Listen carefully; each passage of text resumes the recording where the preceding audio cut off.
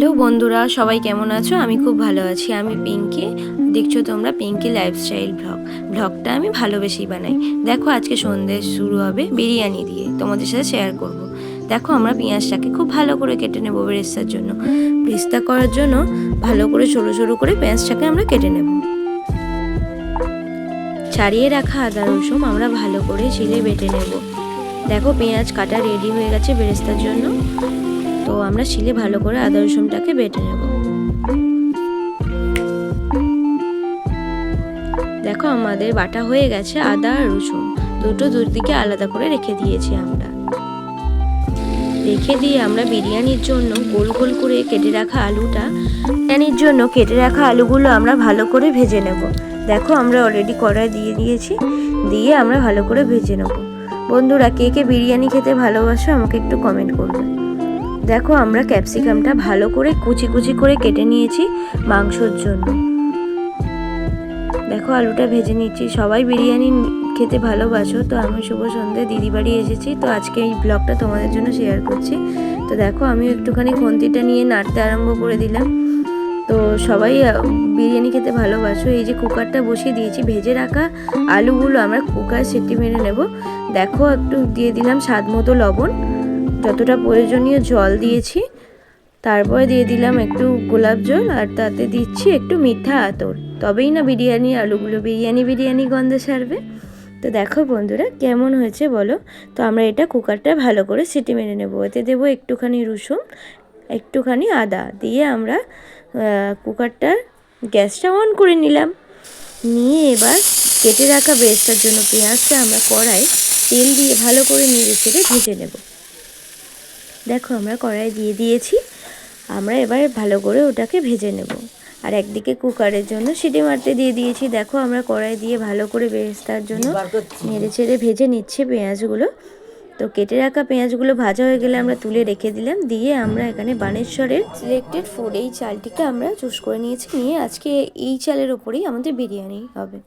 দেখো আমরা বিরিয়ানির জন্য চালটাকে ভালো করে ভিজিয়ে দেব জলেতে। তো সব চালটা আমরা একটা পাত্রের মধ্যে ঢেলে নিয়েছি। নিয়ে এবার এটাকে জল দিয়ে দিয়েছি কিছু লেবু, পাতি লেবু, কারণ লেবুটা দিলে চালটা ভাঙে না, খুব সুন্দর থাকে, যার জন্য আমরা লেবুটা জলের সাথে মিশিয়ে রেস্ট করতে দিয়েছি। এবার দেখো বেরেস্তার জন্য আমাদের পেঁয়াজটা ভাজা হয়ে গেছে। আজকে আমাদের জল দিয়ে দিলাম, উনানে হবে ভাতটি। তো দেখো আমরা উনুন জ্বালিয়ে ফেলেছি। তো অলরেডি জলটাকে ভালো করে ফুটিয়ে নেব আমরা।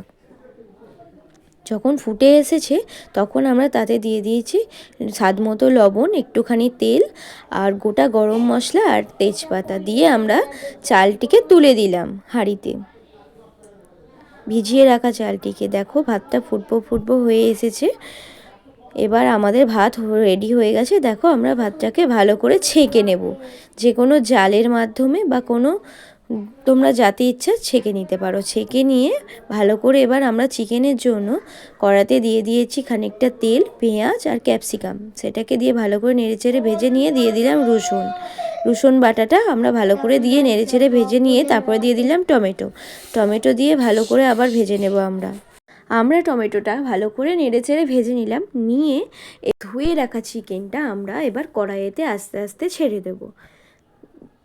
দেখো বন্ধুরা, তো এইভাবে তোমরা চিকেন করতে পারো বা এইভাবে বিরিয়ানি করতে পারো, করলে খুব সুন্দর খেতে হয়। তো তোমরা একবার ট্রাই করে দেখতেই পারো। দেখো আমরা চিকেনটাকে ভালো করে কড়াই দিয়ে দিচ্ছি। দিয়ে এবার চিকেনটা স্বাদ মতো লবণ দিয়ে দিলাম। দিয়ে ভালো করে নেড়েচেড়ে একটুখানি ভালো করে মশলাটা মাখিয়ে নেব। নিয়ে তাতে দিয়ে দিলাম হলুদ আর একটু কাশ্মীরি লঙ্কা গুঁড়ো সানরাইসের। দিয়ে এবার আমরা ভালো করে মশলাটা কষিয়ে নেব, ভালো করে যাতে মশলার সাথে চিকেনটা ভালো করে মিক্স হয়ে যায়। পেটে রাখা আদাটা আমরা দিয়ে দিলাম, তার সাথে আরেকটু পরিমাণ মতো হলুদ গুঁড়ো দিয়ে দিলাম। দিয়ে এখানে আমরা এভারেস্টের চিকেন মশলাটা আমরা এতে ইউজ করেছি। এভারেস্টের চিকেন মশলা তোমরা দিতে পারো, মাংসে খুব সুন্দর গন্ধ হবে আর খেতেও খুব টেস্টি হবে। তো দেখো আমরা এভারেস্টের চিকেন মশলাটা দিয়ে দিলাম।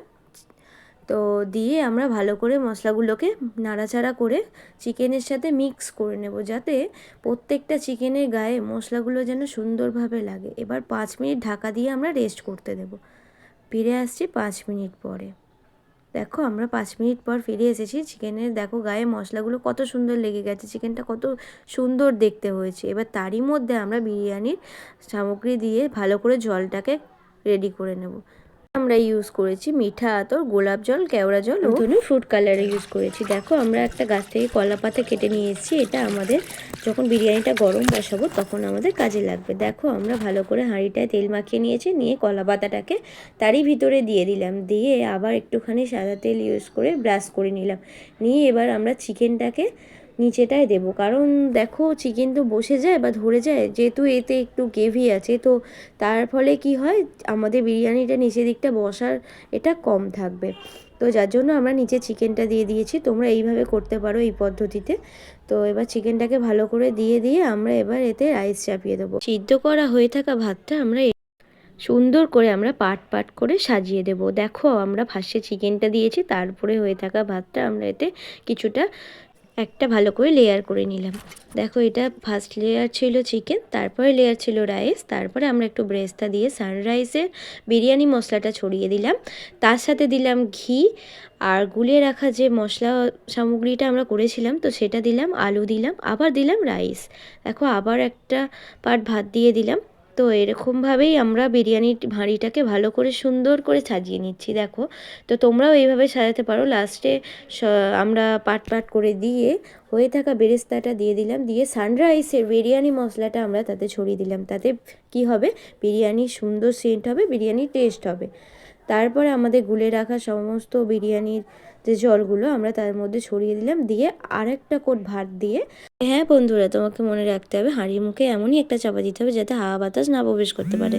দেখো আমরা ভালো করে এটাকে ট্রেপ দিয়ে এটা সুন্দর করে টেনে দিয়েছি। দেখো এবার গরম বসিয়ে দিয়ে ফিরে আসছি 5 মিনিট পর। দেখো আমাদের বিরিয়ানি রেডি হয়ে গেছে। তো কেমন হয়েছে একটু প্লিজ কমেন্ট করে বলবে। তো খেতে খুব সুন্দর হয়েছে, তোমরা এইভাবে বানাবে। ভালো থেকো, সুস্থ থেকো। ব্লগটা কেমন হয়েছে প্লিজ লাইক কমেন্ট শেয়ার করো। ধন্যবাদ।